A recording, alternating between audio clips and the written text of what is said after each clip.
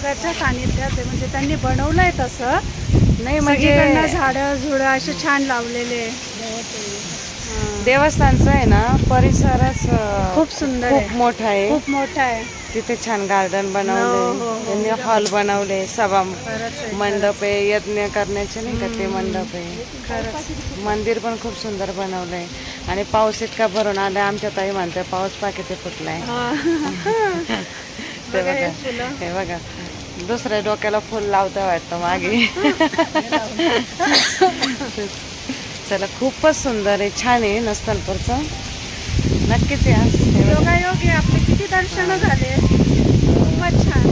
आणि मोठादेवी, कानिफनाथ, मच्छिंद्रनाथ, परत वृद्धेश्वर, कोल्हाची देवी, परत नेवासा, देवगड, आता त्याच्यानंतर आज परत लग्नाच्या निमित्ताने योगायोग नस्तनपूरला पण आलो. खरंच सुंदर, म्हणजे भरपूर देवदर्शन झाले यावेळेस, खूपच देवदर्शन.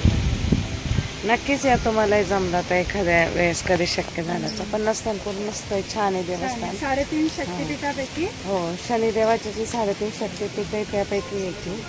हा, हे बालरूपातले प्रभू रामचंद्रांनी स्थापन केलेली मूर्ती आहे ही, त्यांना इथे मिळालेली ती. चला, वातावरण झालंय पावसाचं, फुल पाऊस भरलाय, वातावरण एकदम असं पावसाचं आहे. शनी शिंगणापूरला ना, नाही तिथं उभे उभे दर्शन होतं, निवांत दर्शन नाही झालं. पण इथं आपलं दर्शन किती छान झालं, म्हणजे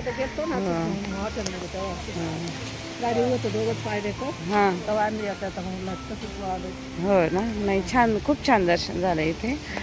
शनी शिंगणापूरला आहे ना,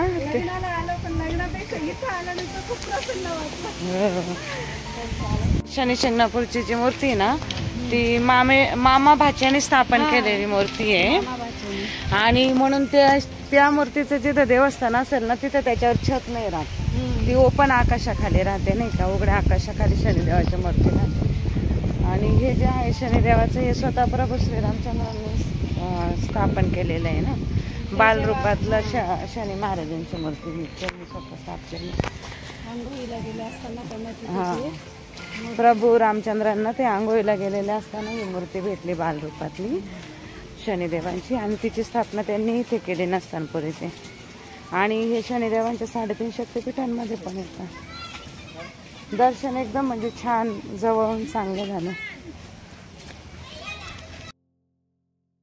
आणि आता आमचं छान असं दर्शन झालं. मग म्हटलं चला, संकष्टी चतुर्थी होती, मग थोडंसं फराळाचं आम्ही आणलेलं होतं सोबत. सगळे मिळून आता आम्ही थोडंसं खिचडी इथे खाऊन घेतो.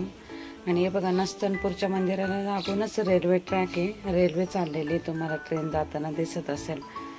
म्हणजे एकदम रेल्वे ट्रॅक एकदम जवळच आहे नस्तनपूर मंदिराच्या इथून. तर ते बघता बघता आम्ही जेवण केली, थोडंसं म्हणजे जेवण म्हणजे फराळाचं केलं, बाकीचे नाही बोलले, त्यांचे जेवण झालेले होते म्हणून. आणि आता आम्ही त्याच्यानंतर घरी परत येताना अजून नागेश्वर म्हणून एक देवस्थान लागतं, ते पण पुरातन काळापासून आहे, महादेवाचं मंदिर आहे तिथे, दत्ताचं मंदिर आहे. मग आम्ही सगळेजण तिथे पण गेलो महादेवाच्या मंदिरात दर्शन घ्यायला, दत्ताच्या मंदिरात. तर हे बघा, हे पण आहे ना खूप पुरातनकालीन मंदिर आहे. आणि त्याच्या तिथेच पाठीमागे एक छोटंसं कुंड आहे, जिथे मनमाडजवळ जो अंकाई किल्ला आहे, त्या किल्ल्यावर अगस्त्य ऋषी तप करायचे ना, तर त्या अंकाई किल्ल्यावरचं पाणी या कुंडात येतं. ते बघा, तिथे पाठीमागे छोटंसं कुंड आहे, तिथे एक फरची नाही बसवलेली, म्हणजे इथं जिवंत पाण्याचा झरा आहे. तिथे पाणी कसं येतं काय येतं आतापर्यंत कोणालाच सांगता नाही आलं, कळालं नाही. असं हे पुरातनकालीन महादेवाचं मंदिर आहे. तिथे पण आम्ही दर्शन घेतलं. चला, आपल्या रस्त्याला आहे आणि योगायोगाने आपल्याला देवाचे दर्शन होतं, तर आपण सगळे दर्शन करूनच जाऊ. मग इथे आम्ही हे दर्शन घेतलं. बाहेर येऊन मी थोडंसं मंदिराचं छान असं शूटिंग घेतलं. आणि मग आता आम्ही सगळेजण परतीच्या प्रवासाला निघालो. जर तुम्ही पण या भागात आले असेल, इकडचं काही दर्शन घेतलं असेल किंवा अजून इकडे काही असेल फिरण्यासारखं, तर नक्कीच कमेंट करून सांगा. हे आम्ही मनमाड, नांदगाव या साईडला आलेलो होतो. तर चला, भेटूया नक्कीच परत.